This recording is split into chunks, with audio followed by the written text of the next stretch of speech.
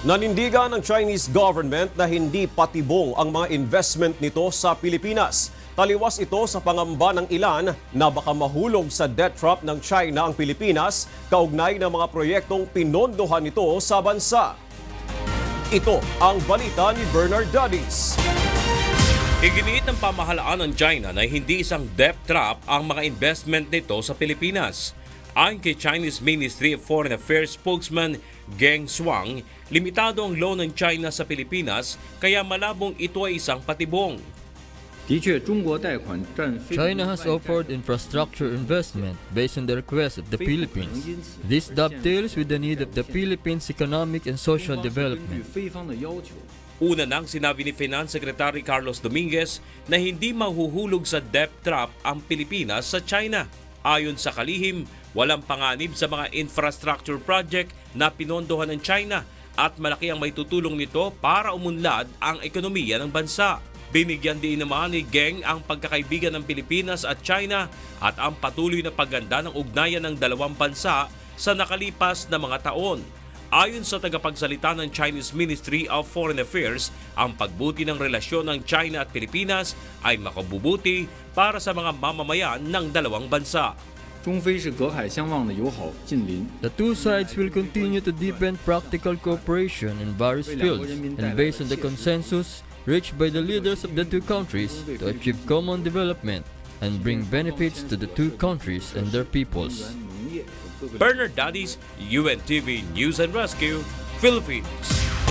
Nanindigan si Pangulong Rodrigo Duterte na dapat i-deport ang mga Chinese worker na iligal na nagtatrabaho sa bansa. Subalit ayon sa Pangulo, dapat ay maging maingat ang pamahalaan sa magiging hakbang nito laban sa mga illegal Chinese workers. Ito ang balita ni Joanna. Bahagyang dumistansya si Pangulong Rodrigo Duterte sa isyu ng paglaganap ng illegal Chinese workers sa Pilipinas.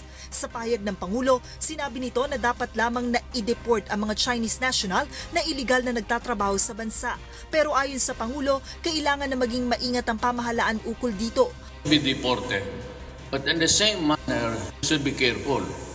Because when you point to the Chinese, you're also pointing yourself at us. There are so many thousands of Filipinos working there who went inside China as tourists and working there. Ayon kay Pangulong Duterte, marami rin sa ating mga kababayan ang nahuhuling iligal na nagtatrabaho sa China. Ngunit sa kabila nito ay wala naman aniyang ipinade-deport ang pamahalaan ng China. If you think that you are at a loss, as a disadvantage because there are so many Chinese nationals working here, remember that we have the same equal amount of people, Filipinos, who are there working in China. Bukod sa China, ayon sa Pangulo, marami ring mga Pilipino ang iligal na nagtatrabaho sa Malaysia, Indonesia at South Korea. Nito lamang Lunes, sinimulan na ng Senado ang investigasyon hinggil sa paglaganap ng illegal foreign workers sa bansa. Batay sa ulat ng Department of Labor and Employment at Bureau of Immigration, mga Chinese national ang pinakamarami sa hanay ng mga dayuhang manggagawa na nasa Pilipinas. Karamihan sa mga ito ay pumapasok ng Pilipinas gamit ang tourist visa.